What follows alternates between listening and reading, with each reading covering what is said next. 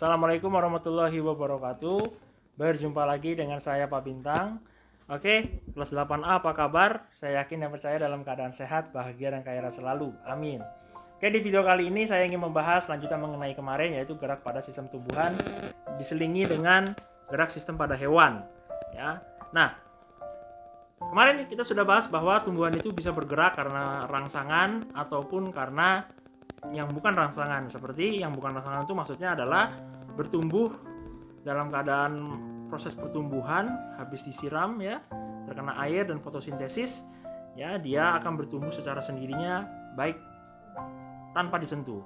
Tapi ada juga tumbuhan bergerak karena disentuh. Ya, contoh kecilnya juga putri malu, ketika disentuh dia daunnya akan menutup ya. Oke.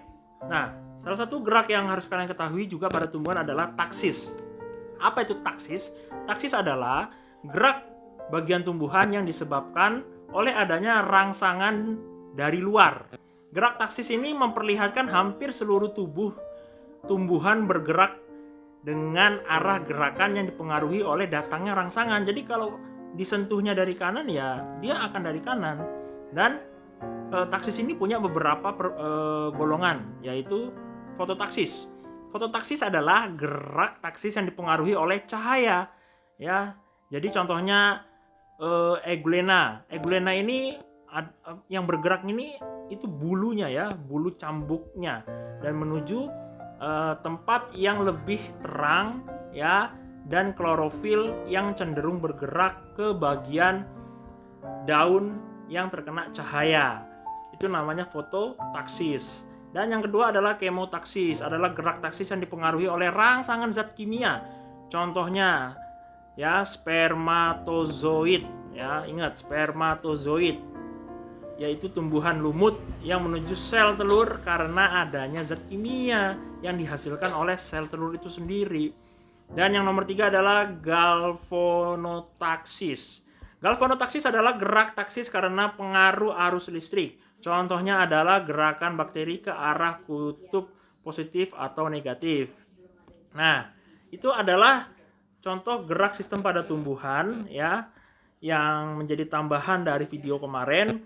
Dan yang kedua adalah setelah kita memahami sistem gerak pada tumbuhan, kita harus memahami yang namanya sistem gerak pada hewan. Hewan bergerak dengan berbagai cara, misalnya berjalan, berlari, terbang, ada yang berenang, ada yang melata dan merayap, ya kan? Nah, hewan bergerak itu sebenarnya pasti mencari mangsa tujuannya, ya, pasti mencari mangsa dan juga melindungi dirinya untuk menghindari predator, ya. Jadi bergeraknya hewan ini juga berbeda cara geraknya sesuai dengan tempat hidupnya. Misalkan yang A ya, saya kasih petunjuk pertama, gerak hewan di udara, ya kan, tempat hidupnya di udara, pasti geraknya burung itu menggunakan sayap, ya, bukan gerak menggunakan kaki, bukan. Jadi tubuh burung memiliki gaya angkat yang besar untuk mengimbangi gaya gravitasi, ya. Salah satu upaya untuk memperbesar ya gaya angkat dengan menggunakan sayap, prinsip yang sama diterapkan pada pesawat terbang juga. Ya, untuk itulah mengapa ia bisa terbang dan tidak jatuh. Ya, jadi sayap burung itu memiliki susunan kerangka yang ringan dan juga tulang dada dan otot yang kuat. Ya, jadi bentuk sayap airfoil membuat udara mengalir saat ia terbang. Pada bagian atas sayap lebih cepat daripada bagian bawahnya. Saat sayap dikepakkan di udara akan mengalir ke bawah. Nah, jadi yang kedua adalah gerak hewan di air. Ya, kalau hewan di air itu pasti tidak memiliki sayap seperti burung, tidak terbang juga. Tapi ikan itu bergerak menggunakan siripnya, ya. Jadi air memiliki kerapatan yang lebih sebenarnya tuh. Makanya ikan itu diberikan dan diciptakan oleh Tuhan dengan adanya sirip, ia bisa berjalan, berenang, ya. Dan itu kerapatannya lebih besar dibandingkan burung yang di udara. Air memiliki gaya angkat yang lebih besar dibandingkan udara. Tubuh hewan yang hidup di air memiliki massa jenis yang lebih kecil dari lingkungannya. Gaya angkat air yang besar dan massa jenis hewan yang kecil menyebabkan hewan dapat melayang di dalam air. Dengan menggunakan pastinya mengeluarkan energi yang sedikit ya, tidak banyak. Dan yang berikutnya adalah gerak hewan di darat. Udara sudah, air sudah, sekarang di darat. Yang ketiga. Ya, ini banyak sekali, bisa ayam, harimau, singa, dan lain sebagainya. Dia bergerak menggunakan otot, ya, bukan sayap, bukan sirip.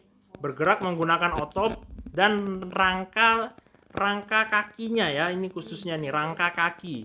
Jadi umumnya hewan darat memiliki otot dan tulang yang kuat itu ya untuk mengatasi inersia. Apa sih inersia itu? Inersia adalah kecenderungan tubuh untuk diam. Jadi karena adanya inersia, hewan itu jadi aktif. Jadi dia tidak akan diam. Nah, jadi menyimpan energi pegas, ya, energi tekanan pegas untuk melakukan aktivitas. Gajah dan kerbau ya misalkan memiliki massa tubuh yang besar. Akibatnya untuk bergerak, gajah dan kerbau harus melawan inersia yang nilainya juga besar. Jadi kalau nggak dilawan ya gajah sama kerbau diem mulu kayak orang males. Nah, jadi inersia itu adalah pancingan supaya hewan diem. Jadi supaya nggak kena inersia ya makanya dikasih otot, dikasih rangka kaki supaya dia bisa berjalan ya. Nah, oke, itu saja dari Bapak. Terima kasih 8A.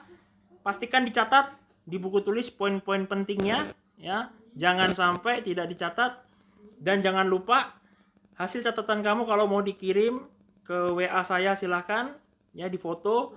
Dan yang kedua, kalau kamu merasa sudah mencatat episode pertama dan kedua ini, silahkan difoto ke saya ya, nanti akan saya kasih nilai. Jangan lupa nama kelasnya. Oke, terima kasih. Wassalamualaikum warahmatullahi wabarakatuh. Pagi.